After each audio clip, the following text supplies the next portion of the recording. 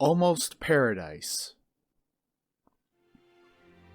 Mike Bowman whistled cheerfully as he drove the Land Rover through the Cabo Blanco Biological Reserve on the west coast of Costa Rica.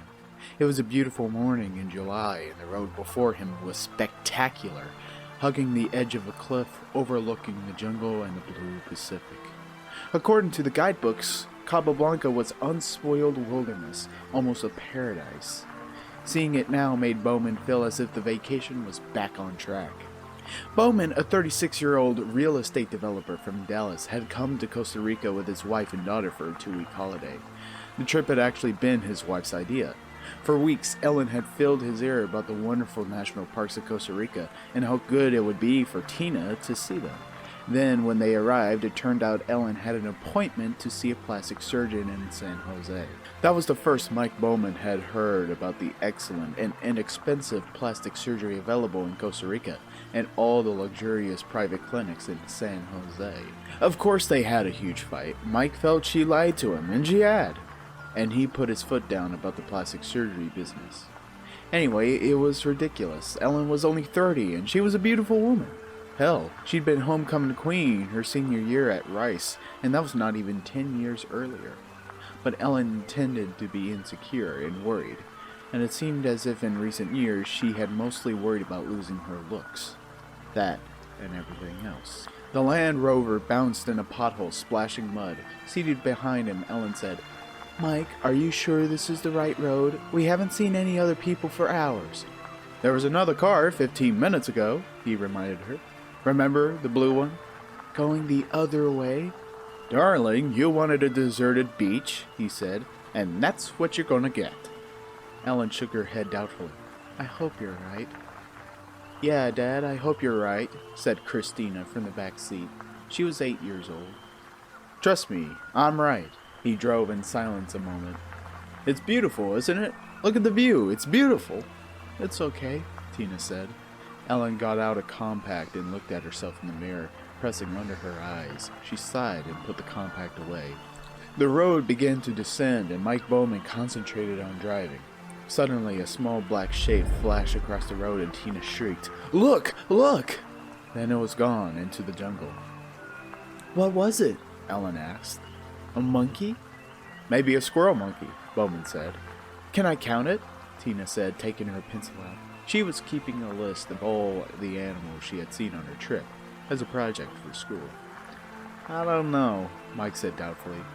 Tina consulted the pictures in the guidebook. "I don't think it was a squirrel monkey," she said. "I think it was just another howler." They had seen several howler monkeys already on the trip. "Hey," she said more brightly. "According to this book, the beaches of Cabo Blanco are frequented by a variety of wildlife, including howler and white-faced monkeys, three-toed sloths, and quadrumundis. You think we'll see a three-toed sloth, Dad?" "I bet we do." "Really? Just look in the mirror." "Very funny, Dad." The road sloped downward through the jungle towards the ocean. Mike Bowman felt like a hero when they finally reached the beach, a 2-mile crescent of white sand, utterly deserted. He parked the Land Rover in the shade of the palm trees that fringed the beach, and he got out the box lunches. Ellen changed into her bathing suit, saying, "Honestly, I don't know how I'm going to get this weight off." "You look great, hon." Actually, he felt that she was too thin, but he had learned not to mention that. Tina was already running down the beach. "Don't forget your sunscreen," Ellen called. "Later," Tina shouted over her shoulder. "I'm going to see if there's a sloth." Ellen Bowman looked around at the beach and the trees. "You think she's all right?" "Honey, there's nobody here for miles," Mike said. "What about snakes?" "Oh, for God's sake," Mike Bowman said. "There's no snakes on a beach." "Well, there might be." "Honey," he said firmly, "snakes are cold-blooded. They're reptiles. They can't control their body temperature. It's 90 degrees on that sand. If a snake came out, it'd be cooked. Believe me, there's no snakes on the beach." He watched his daughter scampering down the beach, a dark spot on the white sand. "Let her go. Let her have a good time." He put his arm around his wife's waist. Tina ran until she was exhausted, and then she threw herself down on the sand and gleefully rolled to the water's edge. The ocean was warm, and there was hardly any surf at all. She sat for a while, catching her breath, and then she looked back towards her parents in the car to see how far she had come. Her mother waved, beckoning her to return. Tina waved back cheerfully, pretending she didn't understand. Tina didn't want to put sunscreen on, and she didn't want to go back and hear her mother talk about losing weight. She wanted to stay right there and maybe see a sloth. Tina had seen a sloth 2 days earlier at the zoo in San Jose. It looked like a Muppets character, and it seemed harmless. In any case, it couldn't move fast. She could easily outrun it. Now her mother was calling to her, and Tina decided to move out of the sun back from the water to the shade of the palm trees. In this part of the beach, the palm trees overhung a gnarled tangle of mangrove roots, which blocked any attempt to penetrate inland. Tina sat in the sand and kicked the dried mangrove leaves. She noticed many bird tracks in the sand. Costa Rica was famous for its birds. The guidebook said there were 3 times as many birds in Costa Rica as in all of America and Canada. In the sand, some of the 3-toed bird tracks were small and so faint they could hardly be seen. Other tracks were large and cut deeper in the sand. Tina was looking idly at the tracks when she heard a chirping, followed by a rustling in the mangrove thicket. Did sloths make a chirping sound? Tina didn't think so, but she wasn't sure. The chirping was probably some ocean bird. She waited quietly, not moving, hearing the rustling again, and finally she saw the source of her sounds. A few yards away, a lizard emerged from the mangrove roots and peered at her. Tina held her breath. A new animal for her list. The animal stood up on its hind legs, balancing on its thick tail, and stared at her. Standing like that, it was almost a foot tall, dark green with brown stripes along its back. Its tiny front legs ended in little lizard fingers that wiggled in the air. The lizard cocked its head as it looked at her. Tina thought it was cute, sort of like a big salamander. She raised her hand and wiggled her fingers back. The lizard wasn't frightened. It came towards her, walking upright on its hind legs. It was hardly bigger than a chicken, and like a chicken it bobbed its head as it walked. Tina thought it would make a wonderful pet. She noticed that the lizard left 3-toed tracks that looked exactly like bird tracks. The lizard came closer to Tina. She kept her body still, not wanting to frighten the little animal. She was amazed that it would come so close, but she remembered that this was a national park. All the animals in the park would know that they were protected. This lizard was probably tame. Maybe it even expected her to give it some food. Unfortunately, she didn't have any. Slowly, Tina extended her hand palm open to show she didn't have any food. The lizard paused, cocked its head, and chirped. "Sorry," Tina said. "I just don't have anything." And then, without warning, the lizard jumped up onto her outstretched hand. Tina could feel its little toes pinching the skin of her palm, and she felt the surprising weight of the animal's body pressing her arm down.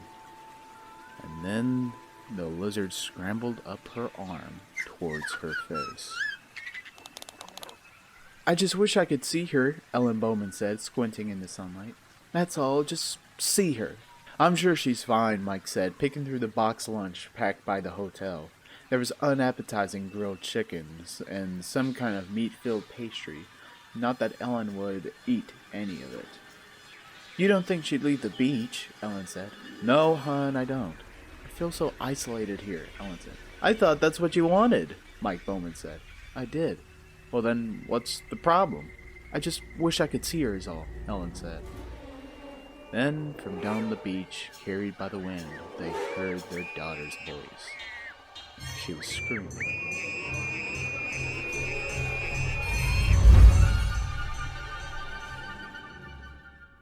Puntaneras. "I think she is quite comfortable now," Dr. Cruz said, lowering the plastic flap of the oxygen tent around Tina as she slept. Mike Bowman sat beside the bed, close to his daughter. Mike thought Dr. Cruz was pretty capable. He spoke excellent English, the result of training at the medical centers in London and Baltimore. Dr. Cruz radiated competence, and the Clinica Santa Maria, the modern hospital, and Puntaneras was spotless and efficient. But even so, Mike Bowman felt nervous. There was no getting around the fact that his only daughter was desperately ill, and they were far from home. When Mike had first reached Tina, she was screaming hysterically. Her whole left arm was bloody, covered with a profusion of small bites, each the size of a thumbprint. And there were flecks of sticky foam on her arm. like a foamy saliva. He carried her back down the beach. Almost immediately, her arm began to redden and swell. Mike would not soon forget the frantic drive back to civilization, the four-wheel drive Land Rover slipping and sliding up the muddy track into the hills while his daughter screamed in fear and pain, and her arm grew more bloated and red. Long before they reached the park boundaries, the swelling had spread to her neck, and then Tina began to have trouble breathing. "She'll be all right now?" Ellen said, staring through the plastic oxygen tent. "I believe so," Dr. Cruz said. "I have given her another dose of steroids, and her breathing is much easier. And you can see the edema in her arm is greatly reduced." Mike Bowman said, "About those bites, we have no identification yet," the doctor said. "I myself haven't seen bites like that before, but you'll notice they are disappearing. It's already quite difficult to make them out. Fortunately, I have taken photographs for reference, and I have washed her arm to collect some samples of the sticky saliva, one for analysis here, a second to send them to the labs in San Jose, and the third we will keep frozen in case it is needed. Do you have the pictures she made?" "Yes," Mike Bowman said. He handed the doctor the sketch that Tina had drawn in response to the questions from the admitting officials. "This is the animal that bit her?" Dr. Cruz said, looking at the picture. "Yes," Mike Bowman said. "She said it was a green lizard, the size of a chicken or a crow." "I don't know of such lizard," the doctor said. "She has drawn it standing on her hind legs." "That's right," Mike Bowman said. "She said it walked on its hind legs." Dr. Cruz frowned. He stared at the picture a while longer. "I am not an expert. I've asked for Dr. Gutierrez to visit us here. He is a senior researcher at the Reserva Biologica de Carrara, which is across the bay. Perhaps he can identify the animal for us." "Isn't there someone from Cabo Blanco?" Bowman asked. "That's where she was bitten." "Unfortunately not," Dr. Cruz said. "Cabo Blanco has no permanent staff, and no researcher has worked there for some time.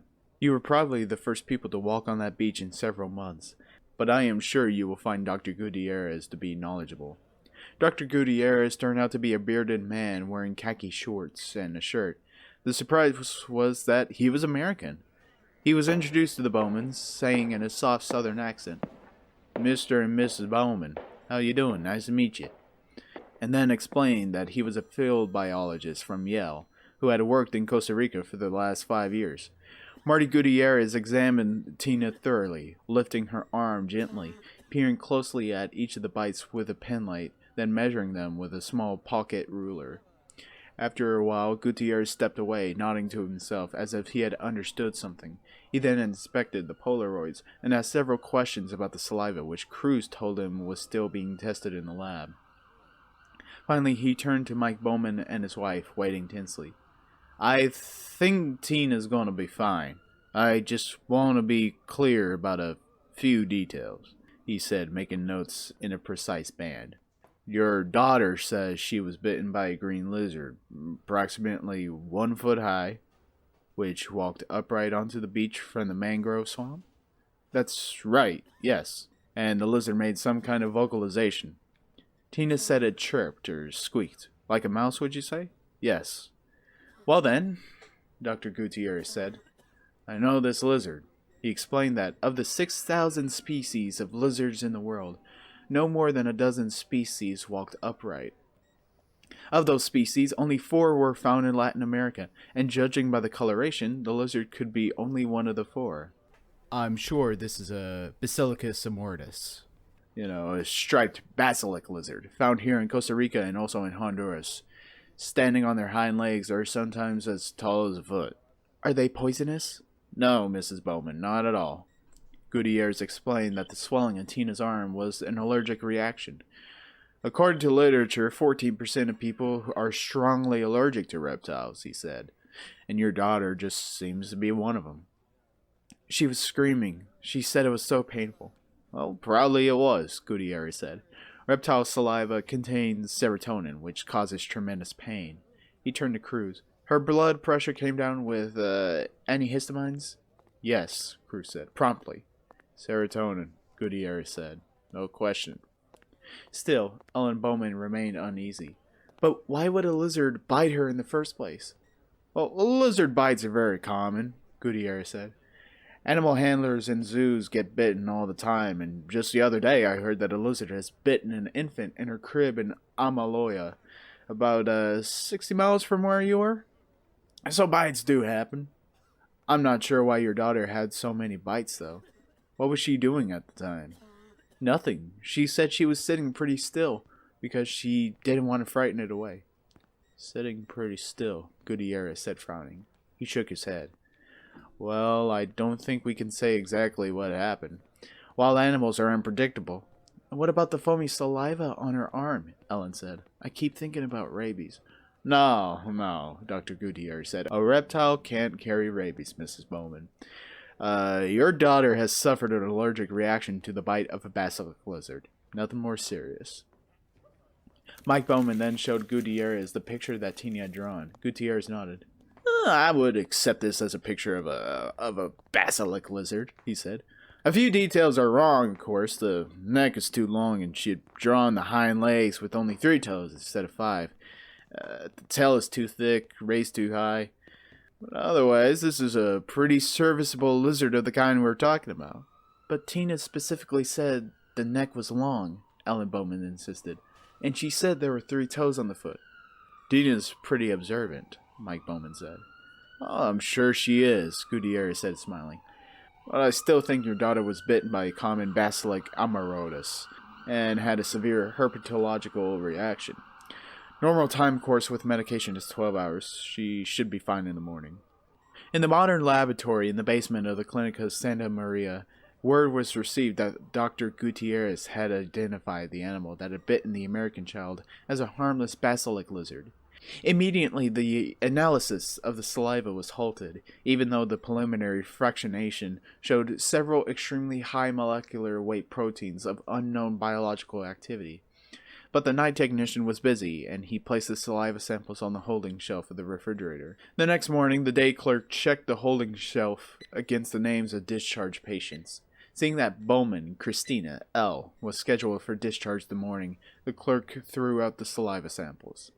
At the last moment, he noticed that one sample had the red tag, which meant that it was to be forwarded to the university lab in San Jose. He retrieved the test tube from the wastebasket and sent it on its way. Go on, say thank you to Dr. Cruz, Ellen Bowman said, and pushed Tina forward. Thank you, Dr. Cruz, Tina said. I feel much better now. She reached up and shook the doctor's hand.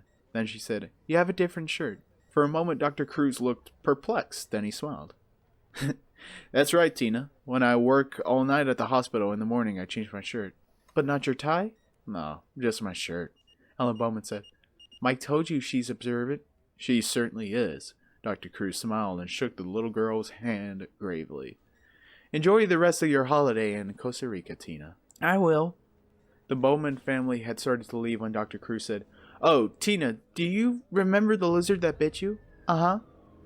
Do you remember its feet? Uh-huh. Did it have any toes? Yes. How many toes did it have? 3, she said. How do you know that? Because I looked, she said. Anyways, all the birds on the beach made marks in the sand with 3 toes, like this. She held up her hand, middle 3 fingers spread wide, and the lizard made those kind of marks in the sand too. The lizard made marks like a bird? Uh-huh, Tina said. He walked like a bird too. He jerked his head like this, up and down. She took a few steps, bobbing her head. After the Bowmans had departed, Dr. Cruz decided to report this conversation to Gutierrez at the biological station. I must admit the girl's story is puzzling, Gutierrez said. I have been doing some checking myself. I'm no longer certain she was bitten by a basilisk, not certain at all. Then what could it be? Well, Gutierrez said, let's not speculate prematurely. By the way, have you heard of any other lizard bites at the hospital? No, why? Let me know, my friend, if you do. The beach. Marty Gutierrez sat on the beach and watched the afternoon sun fall lower in the sky until it had sparkled harshly on the water of the bay, and its rays reached beneath the palm trees, to where he sat among the mangroves on the beach of Cabo Blanco. As best he could determine, he was sitting near the spot where the American girl had been 2 days before. Although it was true enough, as he told the Bowmans that lizard bites were common, Gutierrez had never heard of a basilisk lizard biting anyone. And he had certainly never heard of anyone being hospitalized for a lizard bite. Then, too, the bite radius on Tina's arm appeared slightly too large for a basilisk. When he got back to the Carrara station, he had checked the small research library there, but found no reference to basilisk lizard bites. Next, he checked International Biosciences Services, a computer database in America, but he found no references to basilisk bites or hospitalization for lizard bites. He then called the medical officer in Amaloya, who confirmed that a 9-day-old infant sleeping in its crib had been bitten on the foot by an animal the grandmother, the only person actually to see it, claimed was a lizard. Subsequently, the foot had become swollen and the infant had nearly died. The grandmother described the lizard as green with brown stripes. It had bitten the child several times before the woman frightened it away. Strange, Gutierrez had said. No, like all the others, the medical officer replied, adding that he had heard of other biting incidents. A child in Vasquez, the next village up the coast, had been bitten while sleeping, and another in Puerto Soterrero. All these incidents had occurred in the last 2 months. All had involved sleeping children and infants. Such a new and distinctive pattern led Gutierrez to suspect the presence of a previously unknown species of lizard. This was particularly likely to happen in Costa Rica. Only 75 miles wide at its narrowest point, the country was smaller than the state of Maine. Yet, within its limited space, Costa Rica had a remarkable diversity of biological habitats. Sea coasts on both the Atlantic and the Pacific, 4 separate mountain ranges, including 12,000-foot peaks and active volcanoes, rainforests, cloud forests, temperate zones, swampy marshes, and arid deserts. Such ecological diversity sustained an astonishing diversity of plant and animal life.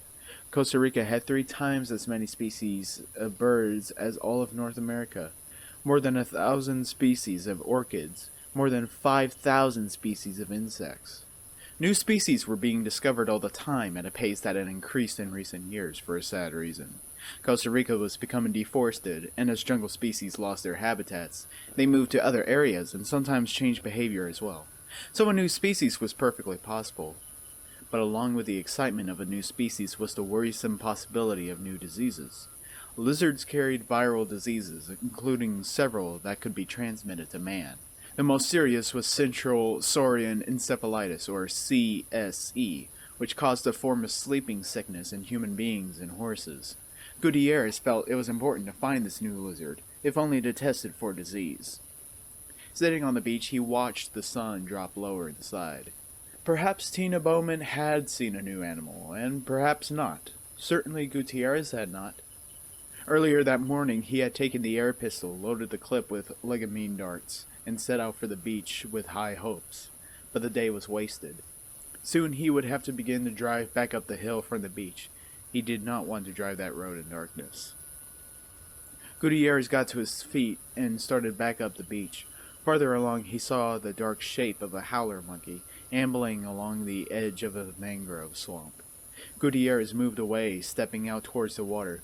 If there was one howler, there would probably be others in the trees overhead, and howlers tended to urinate on intruders.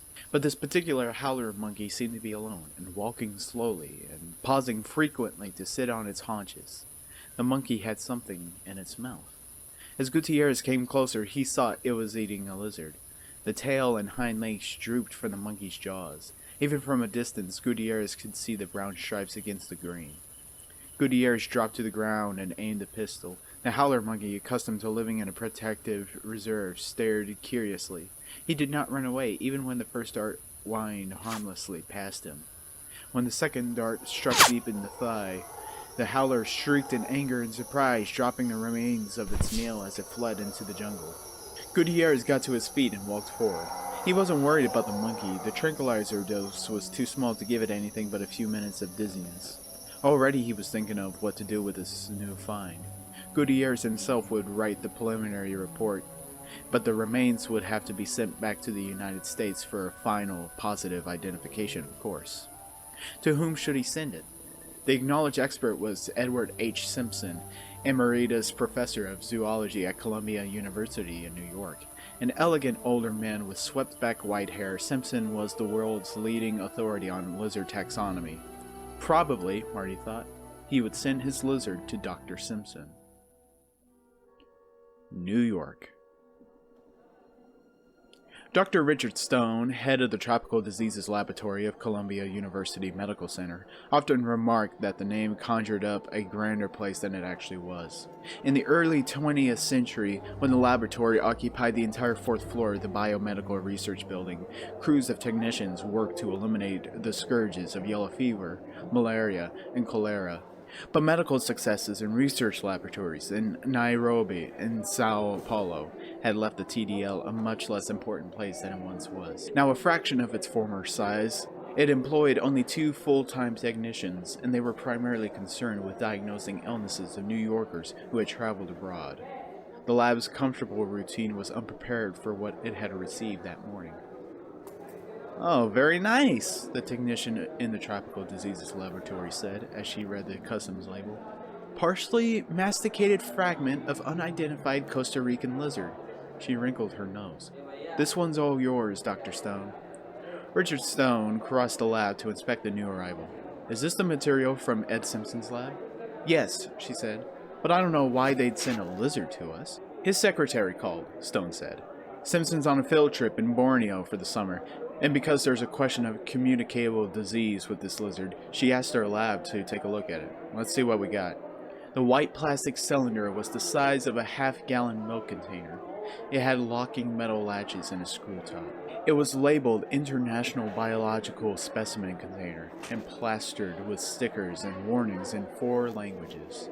The warnings were intended to keep the cylinder from being opened by suspicious customs officials. Apparently the warnings had worked. As Richard Stone swung the big light over, he could see the seals were still intact. Stone turned on the air handlers and pulled on plastic gloves and a face mask. After all, the lab had recently identified specimens contaminated with Venezuelan equine fever, Japanese bee encephalitis, Kyasanor forest virus, Languid virus, and Mayaro. Then he unscrewed the top. There was the hiss of escaping gas, and white smoke boiled out. The cylinder turned frosty cold. Inside, he found a plastic Ziploc sandwich bag containing something green. Stone spread a surgical drape on the table and shook out the contents of the bag. A piece of frozen flesh struck the table with a dull thud. "Huh," the technician said. "Looks eaten." "Yes, it does," Stone said.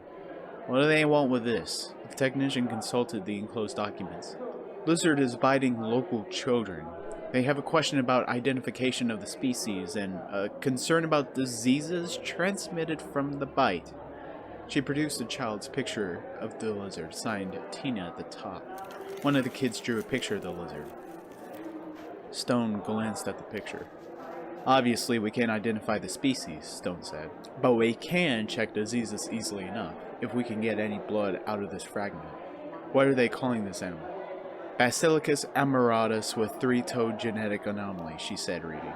"Okay," Stone said. "Let's get started.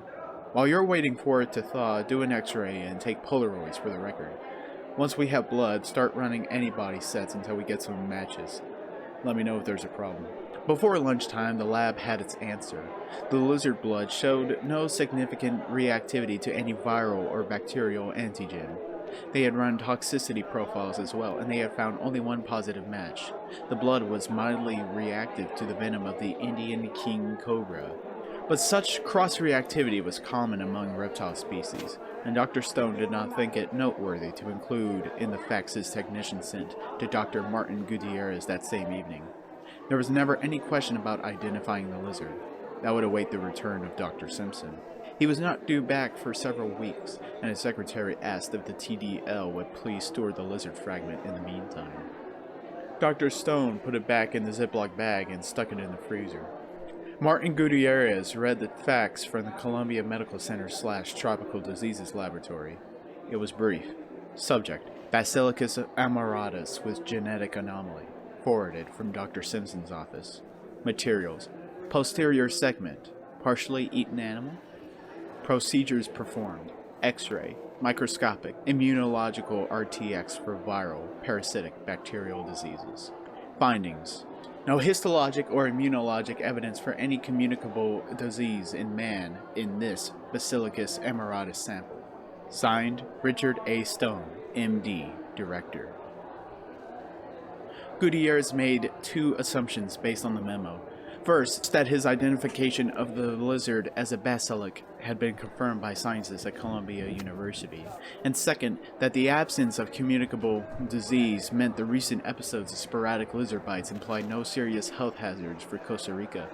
On the contrary, he felt his original views were correct, that a lizard species had been driven from the forest into a new habitat and was coming into contact with village people.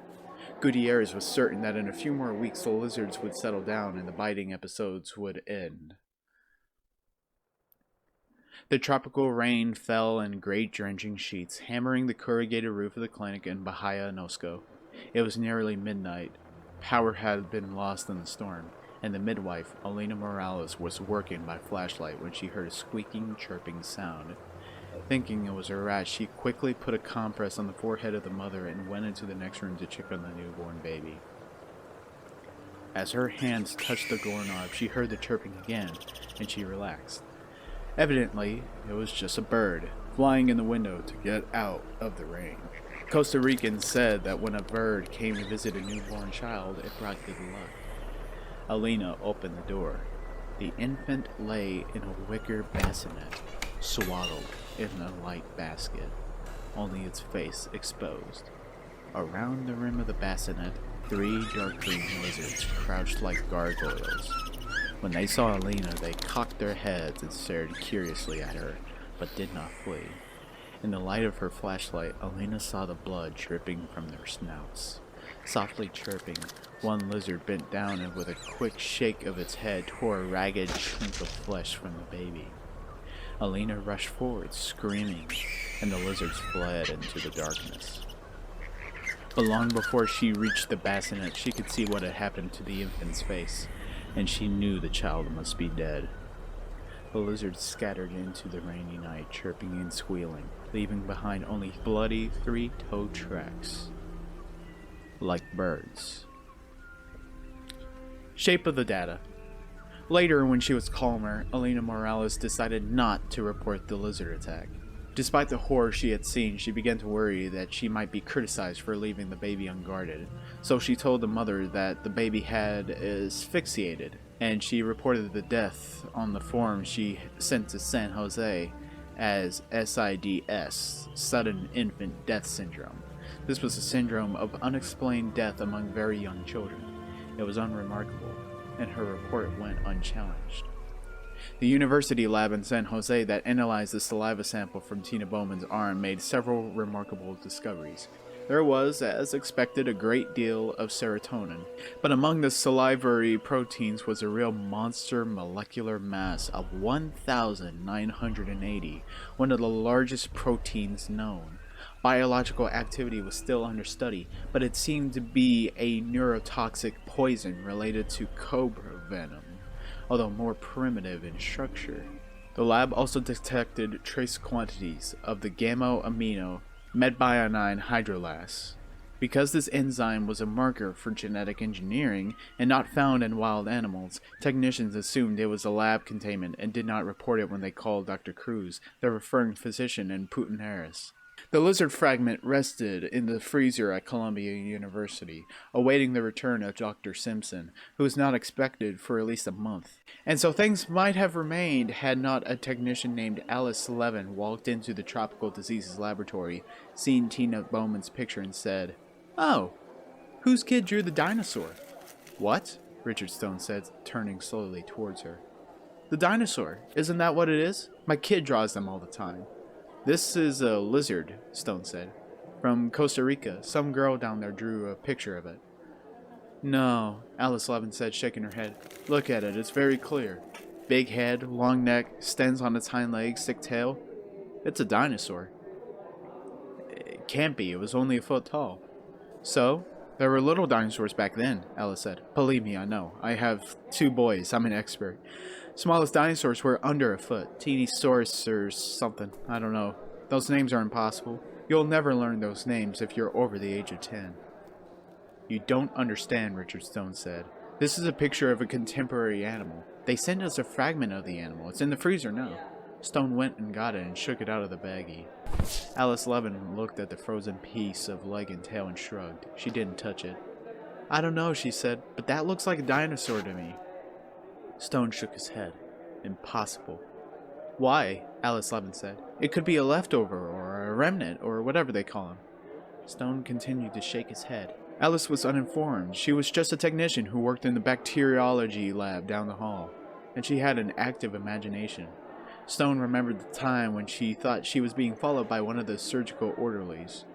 You know, Alice Levin said, if this is the dinosaur, Richard, it could be a big deal. It's not a dinosaur. Has anybody checked it? No, Stone said. Well, take it to the Museum of Natural History or something, Alice Levin said. You really should. I'd be embarrassed. You want me to do it for you? She said. No, Richard Stone said. I don't. You're not going to do anything? Nothing at all. He put the baggie back in the freezer and slammed the door. It's not a dinosaur. It's a lizard. And whatever it is, it can wait until Dr. Simpson gets back from Borneo to identify it. That's final, Alice. This lizard's not going anywhere.